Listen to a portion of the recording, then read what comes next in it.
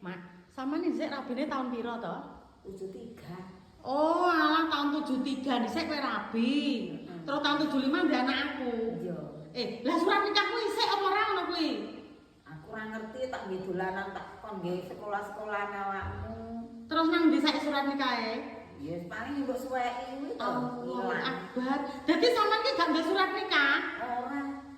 Lah. Kangge ora kangge. Mok dolane aku ngono cilikane. Ya iya to. Gusti Allah nyuwun surat nikahe buyute Dirga jarene dinggo dolanan aku, guys. Nggih dolanan utine Dirga tak suweki ngono. Iya. Lah awakmu gak lapor nang penduran, Nek? Ya ora ngerti ta nggih kowe surat kenal. Gak lapor nang agraria sampean golek surat nikah. Ora ngerti agraria. Astagfirullahaladzim. Agraria ngurusi tanah ya kok ngurusi KU nganu. Beh gak bahaya ora ndek surat nikah. Ya ndi apa? Oh lah ya kuwi ya lah wis anake lho wis umur 50 tahun arep golek surat nikah wis ora usah.